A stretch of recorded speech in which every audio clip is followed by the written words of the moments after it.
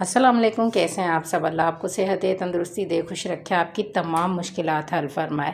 तो नमकीन गोश्त किस तरह से बनाया जाता है और बिल्कुल असल जो इसका तरीका है बनाने का वो कैसे है, तो चलें स्टार्ट करते हैं। बिस्मिल्लाहिर्रहमानिर्रहीम।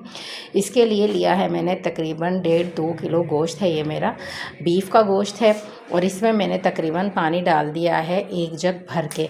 1 जग जितना हमें इसको गलाने के लिए पानी चाहिए उतना हमने इसमें पानी डाल दिया है। अब हम इसमें शामिल करेंगे नमक। 1 चम्मच भर के हमने इसमें नमक ऐड करना है।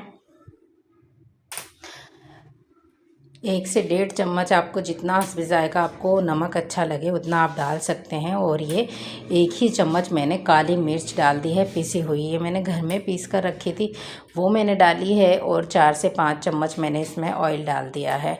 और इसको जो है हम पकने रख देंगे तकरीबन आधे घंटे के लिए। और इसमें कुछ मैंने लहसुन की जवें ऐड की हैं।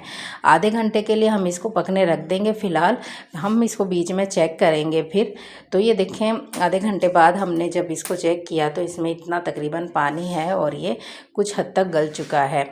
तो कुकर में इसको बनाते हैं कुछ लोग, और कुछ लोग इसमें टमाटर वगैरह डालते हैं, वो बिल्कुल मज़े के नहीं लगते। नमकीन गोश्त जो असल में बनता है वो इस तरीके से बनता है, और इसमें बहुत सारी चीज़ें ऐड करने से वो हमारा नमकीन गोश्त नहीं रह जाता। तो ये चीज़ें हमने सिर्फ इसमें डालनी है, और जो है हमने गोश्त को अच्छे से गलाना है और पकाना है।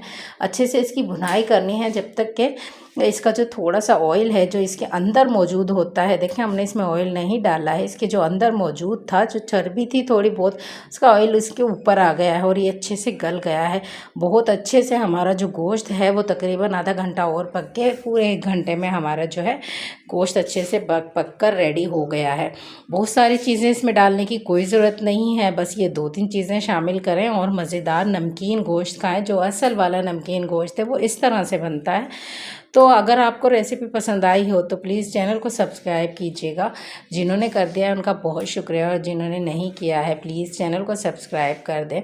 तो ये देखिए कितना मज़ेदार और कितना अच्छा जो है हमारा नमकीन गोश्त बनकर तैयार हुआ है। असल में नमकीन गोश्त इसी तरह से बनाया जाता है। जो पेशावर के लोग हैं वो इस तरह से बनाकर खाते हैं।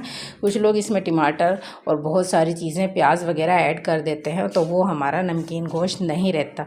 नमकीन गोश्त की जो असल रेसिपी है वो ये है, इसी तरह से बनाया जाता है। और हमेशा से हमारे घर में जो है ये ख़ास डिश रही है ईद की। बकरा ईद पे हमारे घर में स्पेशली ये बहुत सारा बड़ा देगचा भर के नमकीन गोश्त बनकर तैयार होता है और सब शौक़ से खाते हैं, और मैं इसी तरह से बनाती हूँ। तो अगर आपको रेसिपी पसंद आए तो चैनल को सब्सक्राइब कीजिएगा। मुझे दें इजाज़त, दुआओं में याद रखिएगा। अल्लाह हाफिज़।